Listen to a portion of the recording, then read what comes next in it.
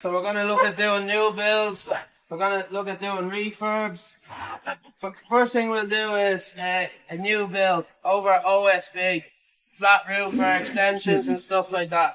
So we'll start off with the basics on trims, and we'll have a quick look and an explanation the same. This here is a drip trim. It sits on the front of your roof or where your gutters are, and this piece here is curved or rounded, and it'll drip into your gutter and take the wet rain away, your downpipes, etc. This is a raised edge trim. So as the name suggests, it has a raised edge, and basically it'll sit on the edge of roof or someplace where you don't have a gutter, you know? So it'll direct the water down here. So you'll have a gutter here for runaway, no gutters here, and that's basically will sit proud and high. As you can see here, we've mitered the corners so they go together, right? And that's another one for this side again. I pop on the place. And you can see here on our OSB deck, we've actually got battens on it as well. So that will allow for this piece of drip down here. So you got your timber deck, you can have your insulation, a warm roof or a cold roof build up, depending on what your spec is. And then it'll come to the main deck and your waterproofing.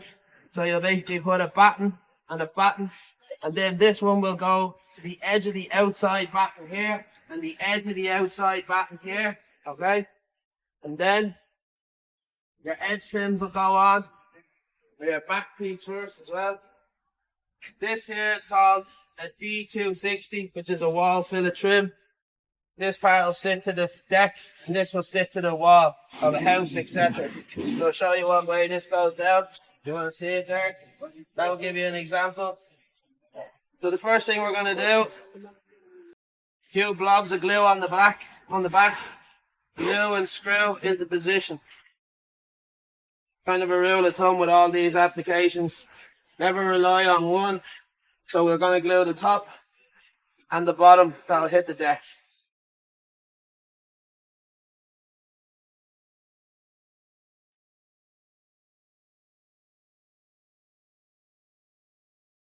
That's a high strength adhesive. That mastic can be basically used on all types of joints, on timber, concrete, whatever.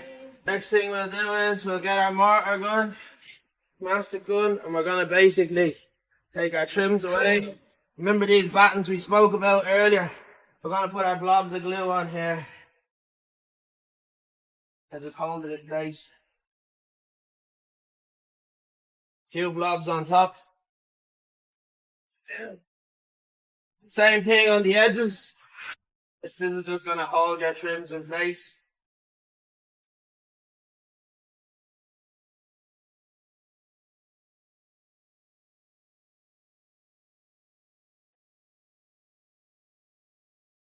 So you'll see you're looking to set this thing, should be vertical flush like that.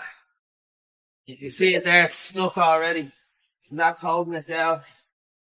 Right? So it'll actually sit underneath it. Same thing, push it on. These should meet each other on the miters here. Right? Same thing here.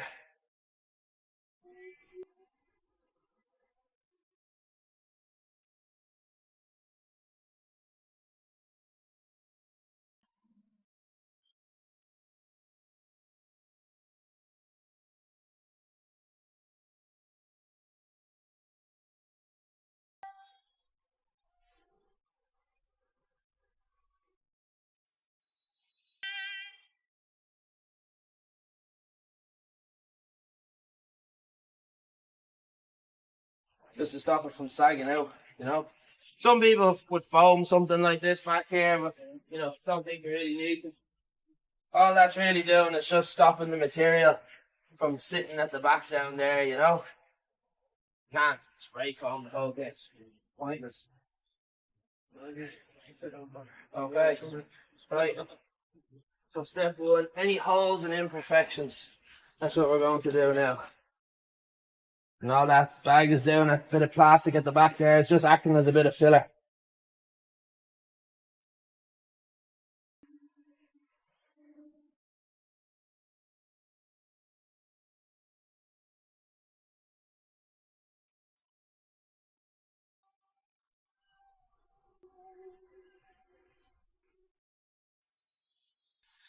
Is that water based, that stuff? No, it's basically, it's a pure polyurethane. Oh, I'm seeing you with the water. No, that's actually primer. I'm just using that to give it a bit of pliability.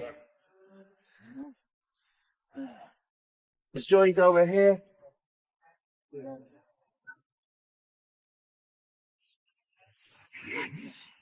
So we're going to just use this mastic, any holes, etc. Then what we're going to do is put a line of it along the joint.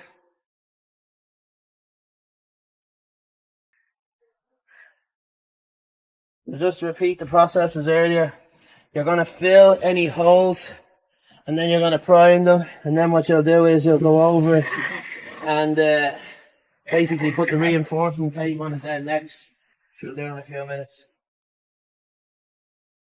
See there, we'll brush that in and smooth it down in a second. Basically with the like of this here now, we're going to smooth it around using a bit of primer, wet it up.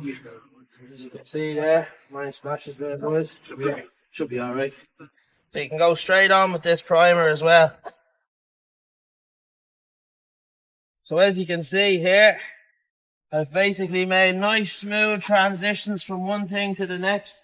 If there was a joint in the middle, I do the exact same thing. Fill the joint, any holes, gaps could be around the edge of a skylight or something. Same thing, fill it with the PU mastic and smooth it down. We want to have a quick look at this here. I'm going to perfect right angle here, basically without any wall fillets and trims, right? I'm going to start from the back.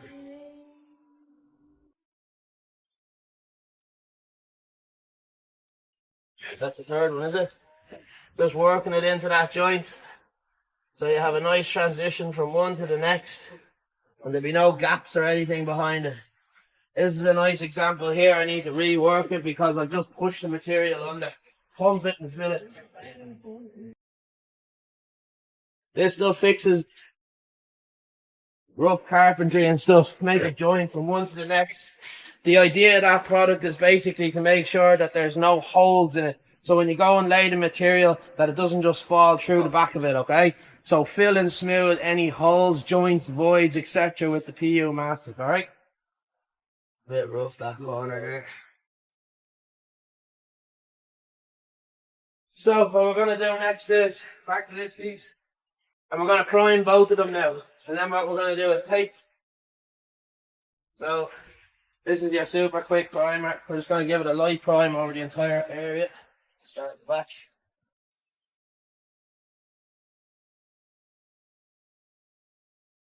Primer, solvent based, goes off really fast. You'll see this going up like literally in the next 5 or 10 minutes. This will go off. You'll notice I didn't put pins in on the back here. There's a reason for that. The reason is you're supposed to leave a little gap at the back. Your flashing of your turn bar will go over. A little bit of a breathing space for your roof deck. It's another reason why. You can seal it up and it'll still breathe through. But traditionally speaking, that's what you're supposed to do. Leave a little area at the back for some part of the back of your roof to breathe.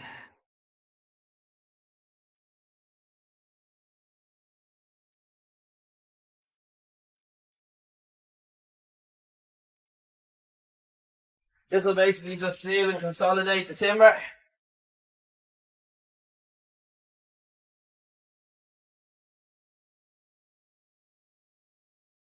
And the adhesion off that material is particularly good regardless. But the primer is recommended in all applications anyway. Any details like pipes and outlets, make sure you're priming them too. Particularly the smoother the surface and the more or the less absorbent it is, make sure you have it all clean and dry and primed. By the time I'm finished priming this, that should be nearly ready to go. So I'm going to show you how to do new build roof with trims, timber setup without trims, and then we're also going to do a lava 20 system on a bit of felt, even though this is actually a bit of underlay. Same thing, bitumen based surface.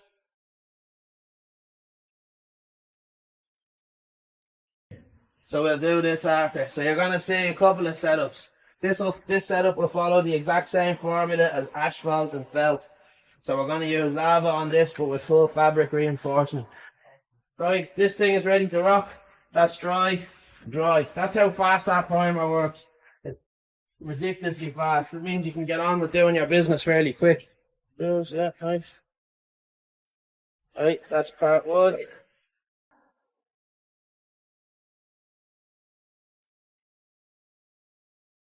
This is our Lava 20 waterproofing. Basically what we're going to do is to start doing the joints. We're going to, whoop, they're heavy there. We're going to start laying our first layer of lava over any of the joints. So that tape is a 4-inch tape. So what we want to do is we want at least 5 inches of stuff laid down in front of it. So it'll make a nice bed. Right, that's the first one there. That was it. You can fold it in half, line it up on top nice and straight, bed it in. That's it. And then you start from the middle, touch it back, just touch it in, make sure there's no air gaps in it. More liquid will be applied straight over it.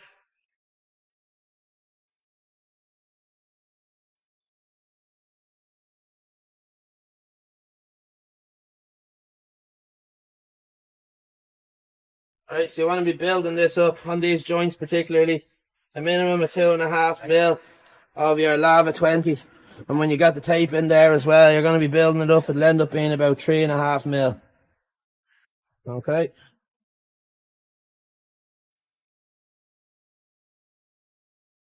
Making sure all transitions from one surface to the next has to be bulletproof. So make sure it's essential that you tape any joints or transitions can give places that are prone to expansion and contraction enough strength. When you do that by doing this exact process. Now we're going to do the rest of it. Right, we'll do that one.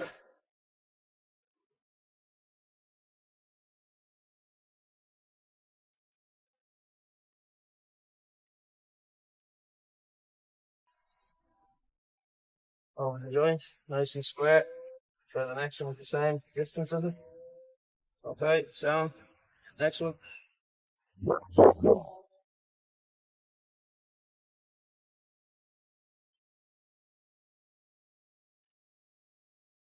Straight as it, yeah.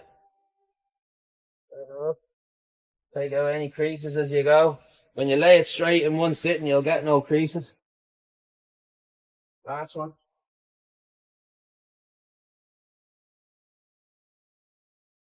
Bring it over, square it up, square it up. Yeah.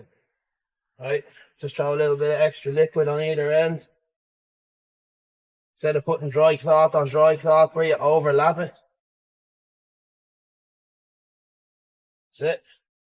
Lovely. Square it off. Yeah, yeah. Nicely.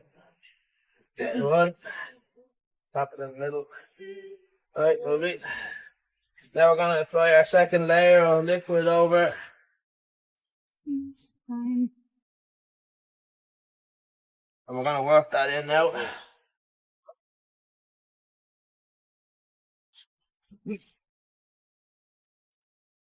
Right.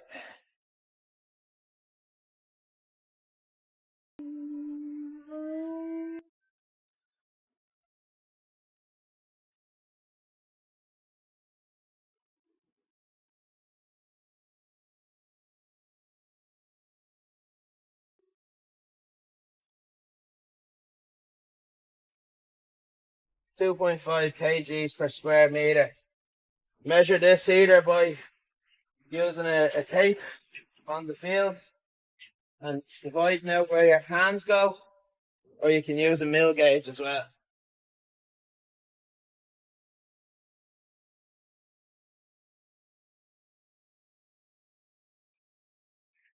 Side to side and then back to front. Back to front is a nice way of doing it. Just make sure you're not getting any buttons in any particular area. Should have an even coat.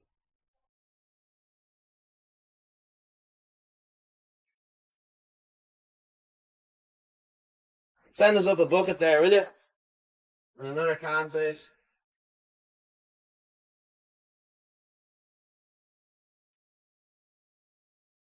Make this a bit or... Ah, it is, yeah, look. You can mess around with it there, watch it for a couple of seconds and it'll sit back down basically, you know.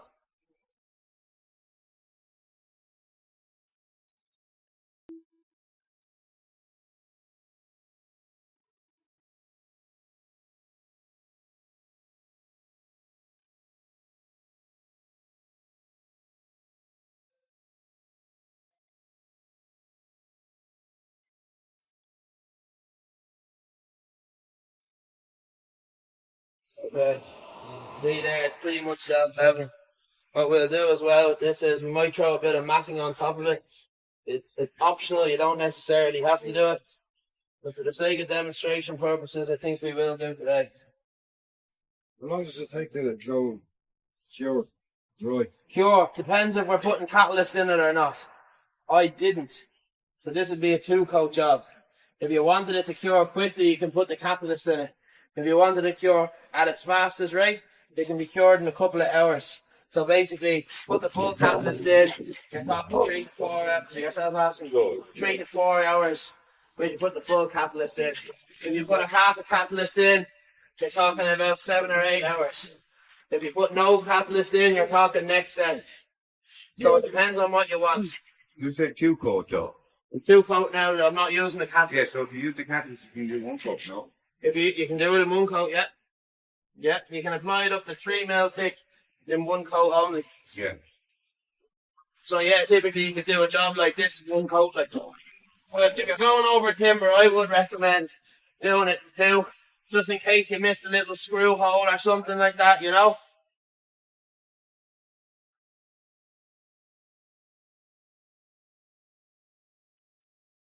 When you're doing the trims, be careful not to throw on too much because you don't want drips going everywhere. So, nice and light.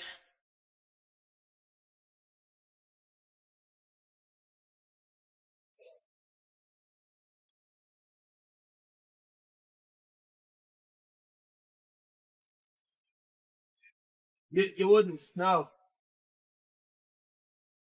Again, you're relying on a fiberglass trim, but I think you'd be better off putting the 2 coats on it anyway, 2 light coats. Wouldn't need as much. You don't need to get your 3 mils with any force on it, you know. Really all the edge trims are doing is just allowing you to get a bit of a profile or a finish on the thing, a drip or whatever. We're not really using it for waterproofing per se, you know. It's just part of your edge.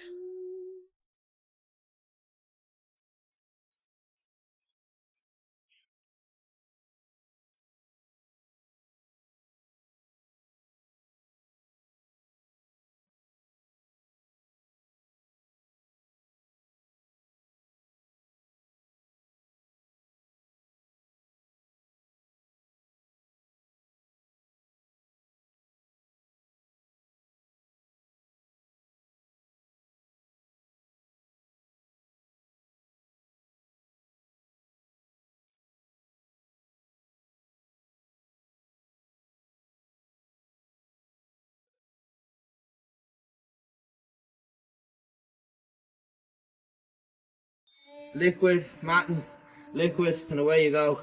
Going over timber, I think it's usually better to do it in 2 sittings. Here's a little crack that is in it. We'll repair that well.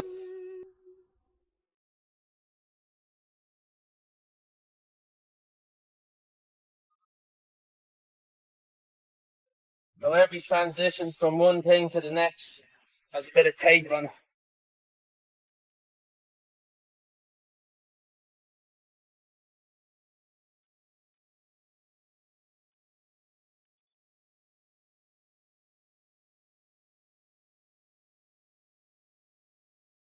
The detail one, the one with the fibers, be okay in those floors, or would you rather just... Yeah, it would. Definitely. Mix it up, get the fibres in it.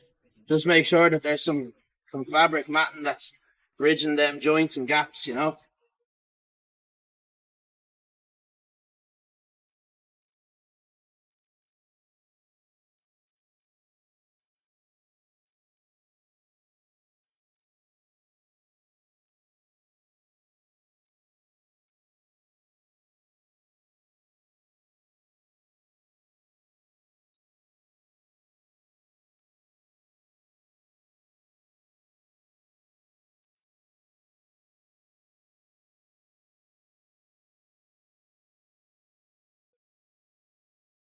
You want to bend around awkward corners and stuff like that.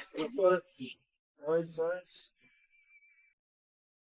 We can basically stick it on over it. And you can leave it there in theory the way it is. If you want to reinforce it, put it on anywhere where you've got a curve. You're going to put cuts in it like so.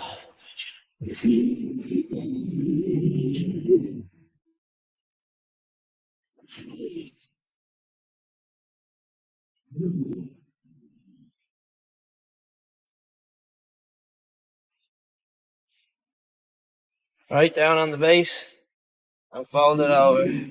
Fold it over. Same thing again. Same thing again. And as you can see there, we can bend it around, even curved shapes, etc. And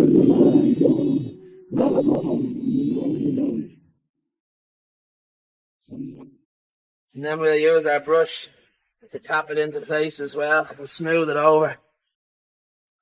Okay, see we have a little kink here, we're going to pull it out straight. Nice, flat, reinforced.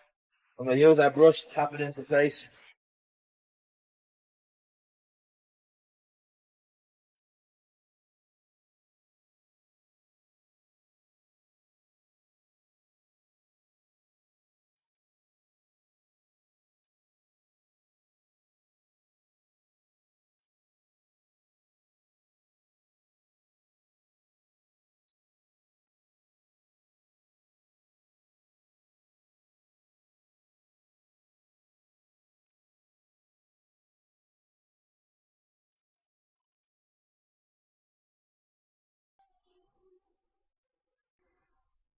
They say it's easy when you know how. Without catalysts, you have plenty of time, basically, to work with. Oh, loads of time. Yeah, loads of time. Like you could literally crack up like a 15 or 25 bucket, use it all morning, go to lunch, come back, still use the same bucket all day. You know? Wanted to go off quicker, you've got the options in it there. You know? So it's handy.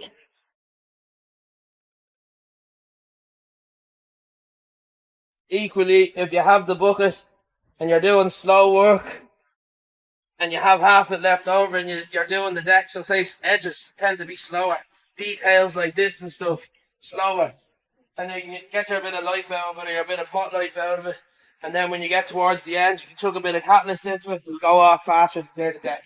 You know what I mean?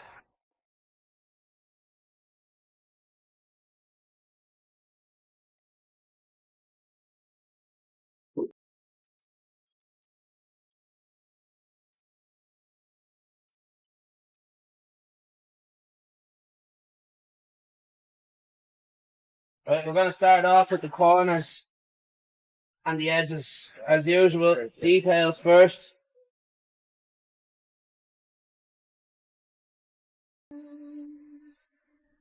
Screw holes and stuff like that. If you don't pump them with the material, they're going to have big holes. So we're going to smooth that over now as well. Our upstand is going to get done as well. We'll smooth that in now in a second.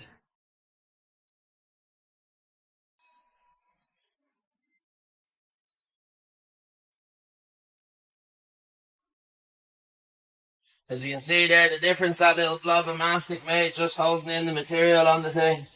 Otherwise it'll just soak and go straight through.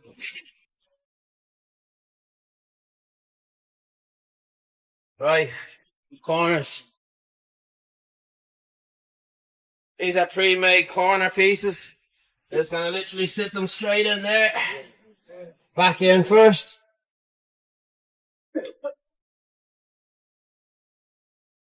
Get them up on the wall.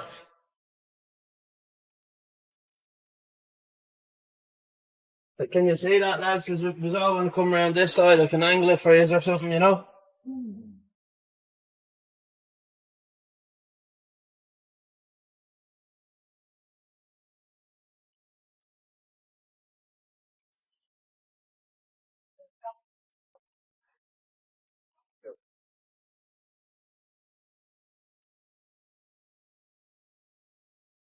Okay, so we're just pushing it directly into the corner, making sure it's flat in along the edge, no air gaps, making sure it's fully absorbing that liquid and it's getting straight into it, bedding it nice and seamlessly. So as you see, you can basically get this tape and you can more or less manipulate it into different shapes. I'm going to show you how to do a flat piece now And just on that edge, drop it down. So we're going to bring it like this. Even if I cut it too big, which I have, you can basically just cut the corner of it down here on an angle and then wrap it around the corner. Okay? So it's a double reinforcement. Everyone see that, yeah? Pretty important, all these details and stuff. Okay? So you'll see us using basically every part of the system. All tapes, all sizes. We'll use some of the chop strand matting now in a few minutes as well.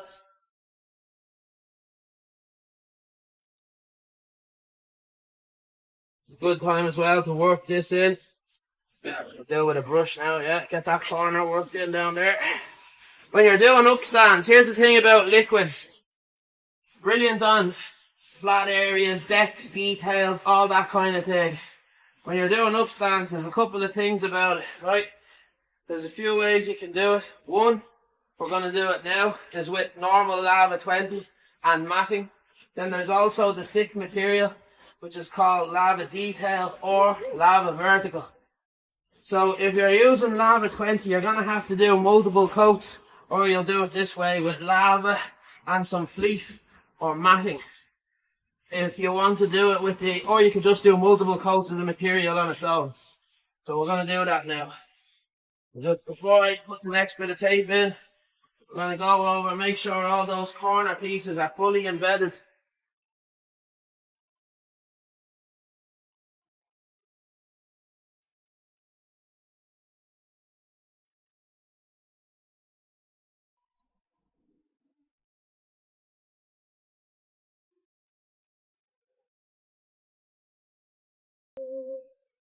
See, wrap it around the whole farm or whatever. I just shove it on site. Just hold it up and measure the top of it. Hold it to your edge there. So you just pull it to as much as you need it. Okay, perfect, yeah. I'll put it here.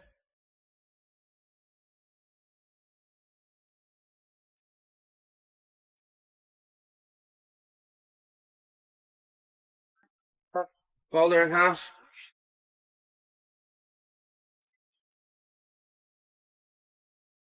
Right, hold on a second. Directly in half.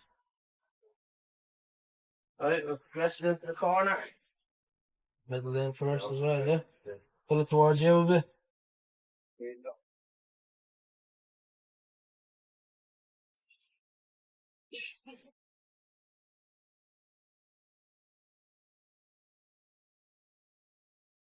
Go.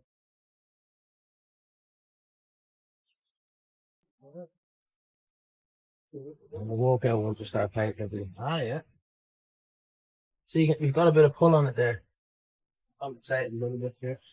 Over there.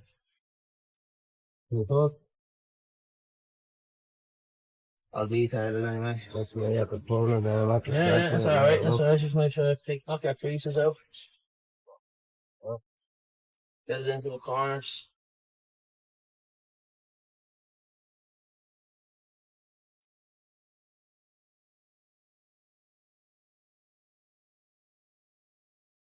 Right.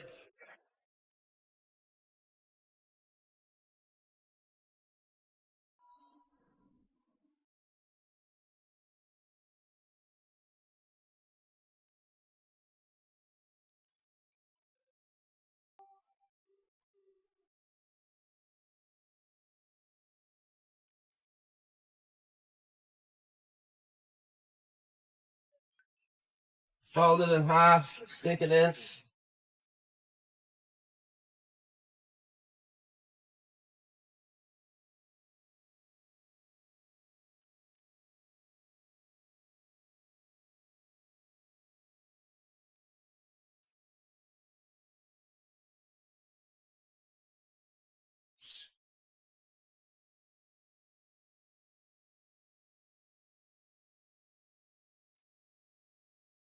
If you want to do this in one coat, just mat it.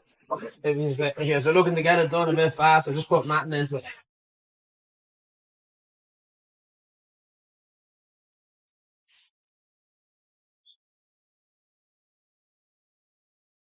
So the first thing, well, obviously we've primed it. Mastic is already down between the joint, or where the pipe meets the deck, rather. So if you're cutting a hole in the roof and you're basically filling in the gap, it's not going to be perfect more than likely. You'll pump it full of the mastic, and you'll basically, fill and smooth any of those gaps out. Then it comes to the next part, which was the priming that we have seen us doing already. Now we're going to do the main waterproofing part of it. Yeah, I think the fucking still there. Right, that's going to go on top there. Right, so I've just got a strip of 4-inch tape, okay? And as you can see, I've cut these little holes a little bit like a dress or something. And what we're going to do is now wrap it around.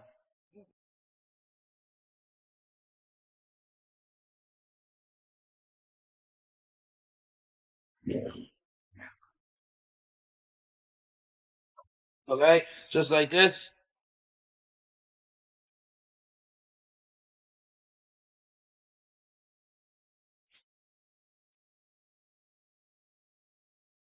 Sit it down at the edge, and we're going to start wrapping it around like this.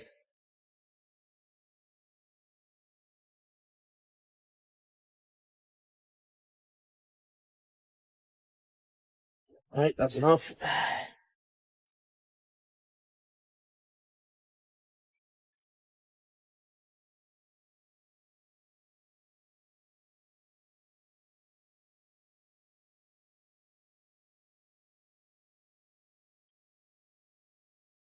Just making sure they're all sitting down. The idea is making sure that the corner is sitting in there. Any little flaps, straighten them out.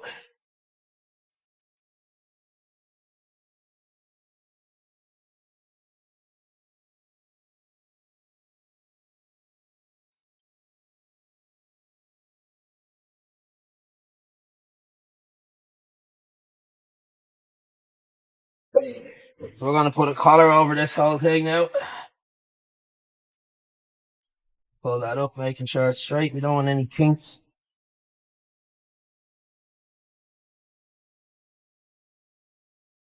There is an easier way to do this as well with the lava detail, which I'm going to show you in a minute.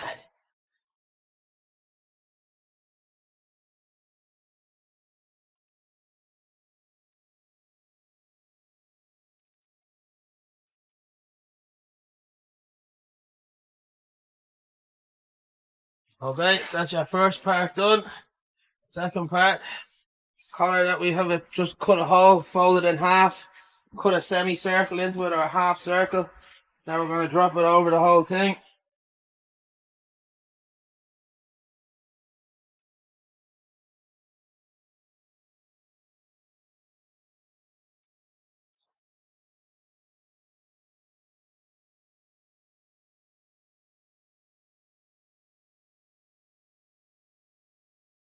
Get it in there, straighten it all out now.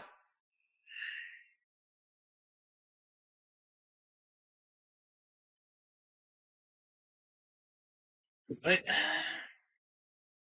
Can everyone see that? All happy?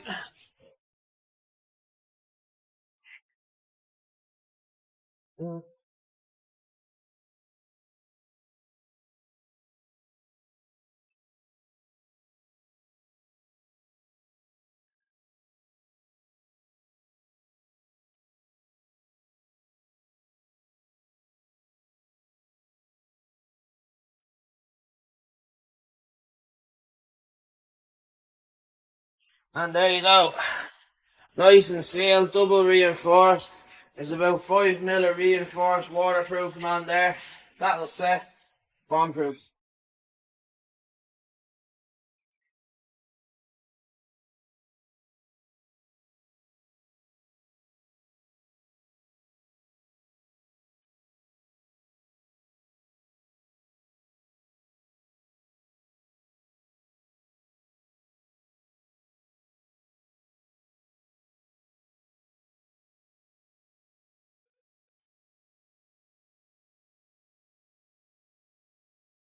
And as you can see, nice corner detail there. Flush. Right, detailed product, as you can see here coming out, it's slow to come out, it's thick, and it's got fibres in it. So we could have used that around the base of this, We're going to use a little bit of it in this corner here. Oop, too much. It's a little bit tricky to get in there. The tricky areas around pipes and outlets, it's handy.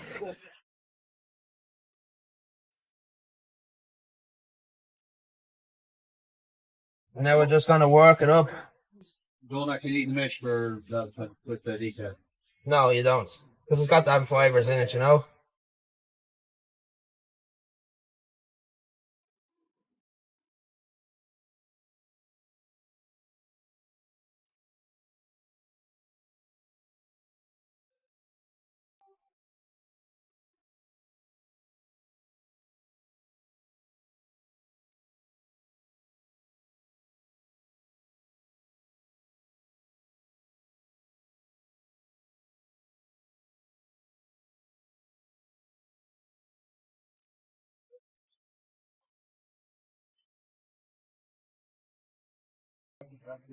You're just using the tape there just because it's vertical to get it to.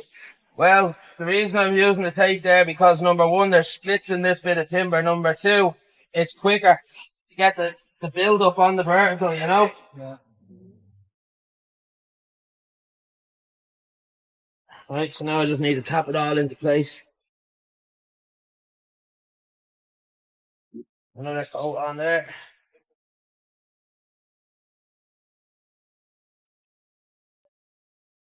No.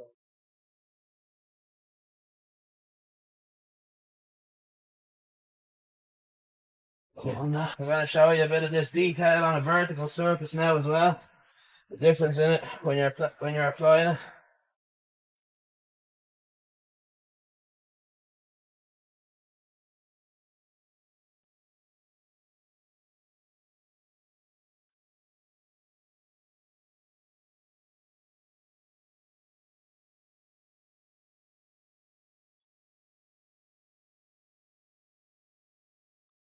What's the drying time on that? On this, the vertical, Yeah. couple of hours. Depends how thick you're putting it on. If you're putting it on 1 or 2 mil thick, about 4 hours, 5 hours. This product can actually be resealed and used again as a patch product. Yeah. So as you can see there, it's filling in all those little micro holes on the OSB, which is basically like the texture of the strands, you know.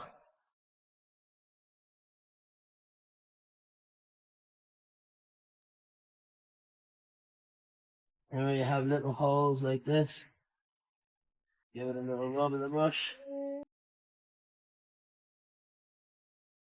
Okay.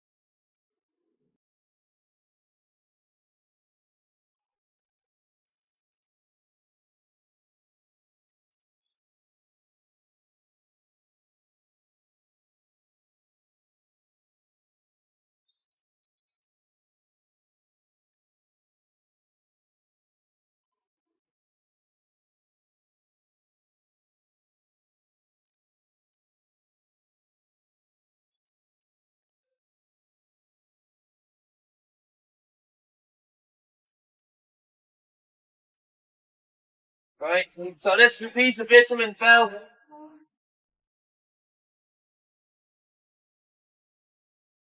Now spreading it around, you can obviously use a roller, however you can also use brushes too, and squeegees is another nice way of doing it. Is squeegee better than the roller, or? If you're doing big areas, it's very handy for spreading out fast. It's quicker. And we do what's it called? We use like notch squeegees are pretty good as well. Because basically you can spread the material really quickly, but without compromising the integrity of the system by way of mill thickness. If you use a flat-headed one, basically you might push it a little bit hard and then it becomes You use the notch squeegee, then you have it set at 2 or 3 mil. There you go. Just lay it out nice and quick. Throw your matting in it, with or without matting, depending on what your surface is or what your spec is. And then away you go. It's nice and fast, you know. You've inspections in the patches, old patches, positive. Any imperfections in the old felt, either cut it and fix it or cut it and throw it away and then patch it in with a bit of this or a bit of mesh or whatever, you know. You can use detail, mastic. If it's the section that's gone soft, you can even take it up, put timber in its place, a bit of OSB, and then marry it on to this system. Either have it leveled up or level with it, or you can have it recessed or raised up, and then use this to basically marry it into place. Because this system will stick to all of those surfaces, you know. Okay, so that's first coat done. That's it. And then we start at the middle.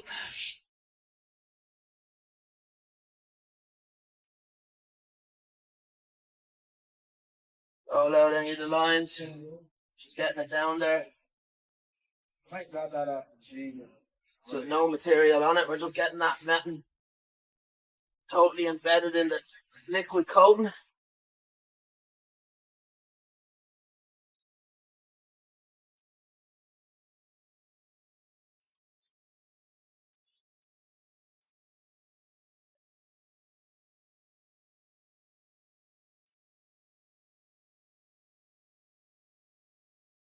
Next layer, I'm going to spread that out. That's going to give us our 3 mil, 3.5 mil, fully reinforced, absolutely bomb-proof.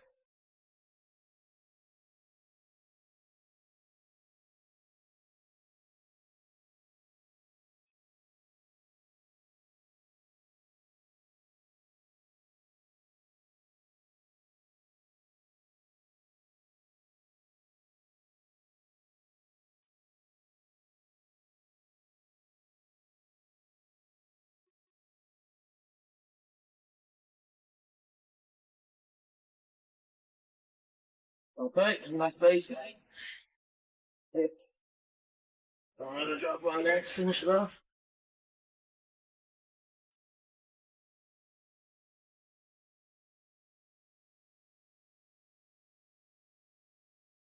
Yeah.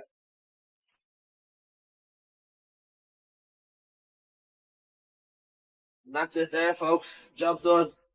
That's 3 mil, 3.5 mil, fully reinforced. Stick that to anything, you waterproof it. A 25-year spec all day long. That's it, job done, you can walk away. Or something like that. You'll have a bit of a thicker layer. Not doesn't matter, it's a bit thicker. A good example of that would be like sheets of felt where they join each other. Oh. And that material will basically fill in those little holes. The matting will basically break down and mesh in. You'll barely see any of those lines in the joints because you're talking about a 2 or 3 mil gap from one to the other.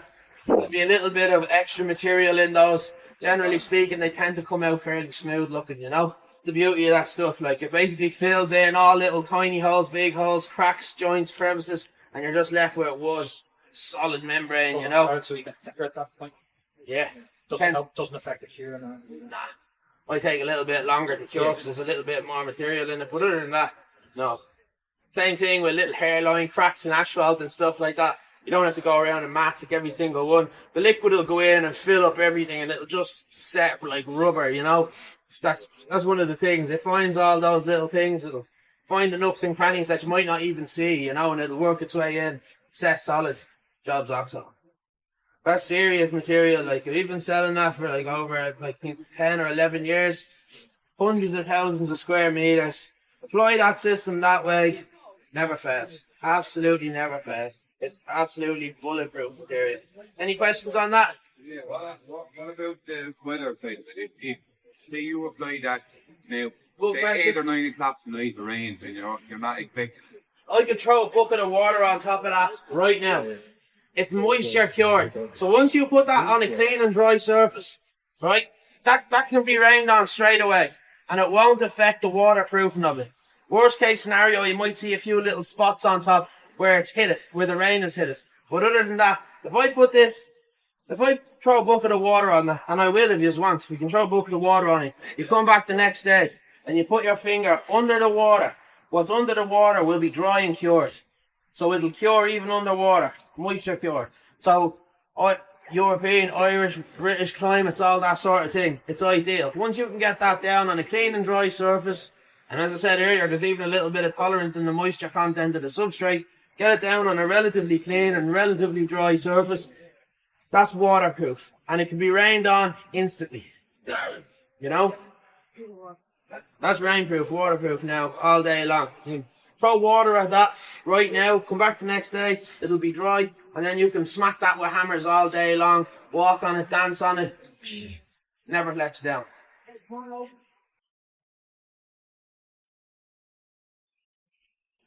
This is just a bit of timber that we threw a bit of lava 20 on yesterday, just to basically mimic doing a balcony or something like that, you know. Right, this is the clear top coat. As the name suggests, it's clear.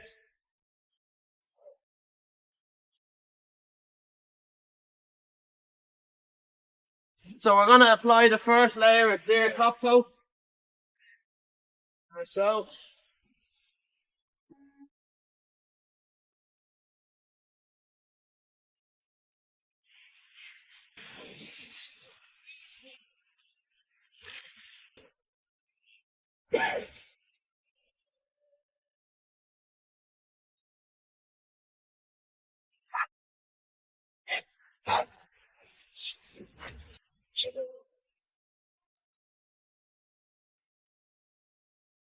We come back the next day and brush our hoover off the excess. Shows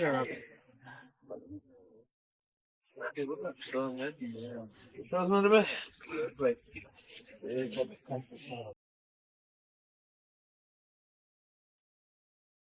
Actually just sprinkling it on. So normally what you do is you just leave it set like that. You'd come back the next day and you'd either brush, hoover, or get a leaf blower and get all the excess off there. There you go. To mimic same, let it dry. Alright, that'll bring you to the next stage. This is one we made earlier. As you can see, top coat was applied yesterday just onto bare timber. We threw the quartz on it, same thing. Again, those little tricks for patting it in. Little pieces that are missed.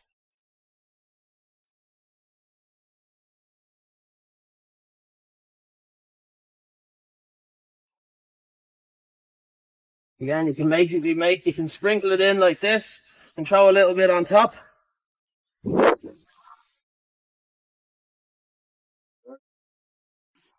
Easy, patch it in, easy to fix. These are all little tricks. It's sometimes handy to know, what to do when it goes different on you, you know. Easy to miss a patch, especially if it's all the same surface and you're doing big areas and stuff like that. You can literally patch it in nice and quick though, you know. Yeah. Same thing, we'll do a little one here. Tap it in with a bit of liquid. Job done. Right.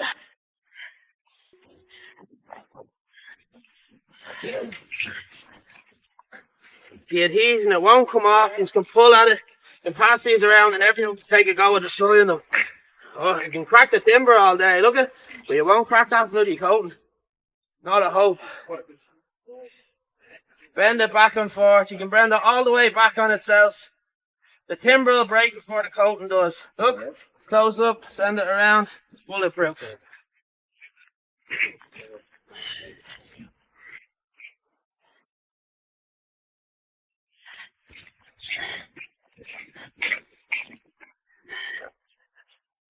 Not a scratch. What about the power washer? Power washer? I'm after beating it around with a hammer. It's safe for a power washer, yeah, grand. You could probably power wash it with a fireman's hydrant. No bother at all. Couple of million PSI. I think it's going to be absolutely perfect, yeah. One more thing we have to do to wrap up the Lava 20 system is going to be the top coats.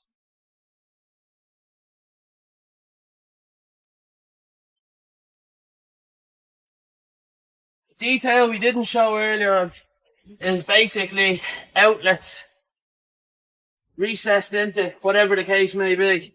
So basically, we showed you how to do circles, corners, internal, external, up, sides, walls, vertical, all that stuff.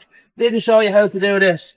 Very straightforward. You get bits of matting in thin strips, little pieces, and just literally rest them inside. Liquid underneath it, on top, and it's basically the opposite of this. Little strips in there, and then you can fit a square or a circle over it, the same size, and that'll double reinforce it then on top.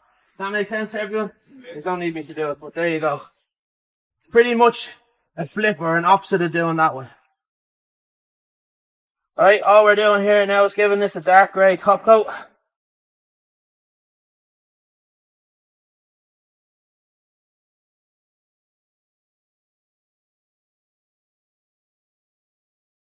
Top coat benefits. Number 1, it looks good. Number 2, it hides the dirt pretty well. Number 3, it's a harder surface. Number 4, it's a bit more plasticky, so it's easier to clean. It's a little bit higher resistance to abrasion. I think it's number 4. In theory, this is the most important one of all. In theory, once applied, the system will last forever because the coating itself is basically totally, what is the word? It doesn't degrade. That's what the word is. It does not degrade under any amount of UV over any amount of time, which is a pretty unusual thing, because most coatings eventually will get broken down bit by bit over time. But this one is totally UV stable and UV resistant. So in theory, once applied, that system will last forever. We have white and basically this dark grey, which is an anthracite in stock all the time. We also can do it in about 14 or 15 other colours, including red, blue, cream, green, yellow. But usually they're all special order stuff, like, you know, and there's a minimum order quantity on it. So yeah, and custom colours can be made as well if there's a particular thing. But you need to be ordering a pallet of it for it to be made. But yeah, we can custom make colours as well, no problem.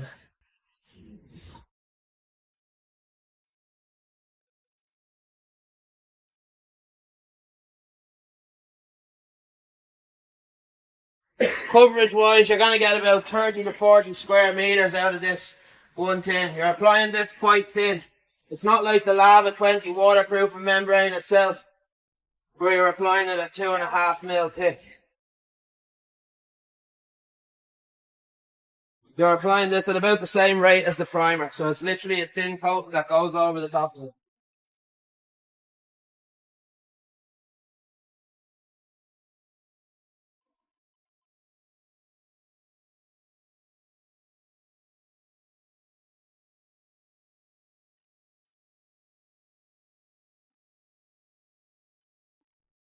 Okay, job done, top coat. Any questions?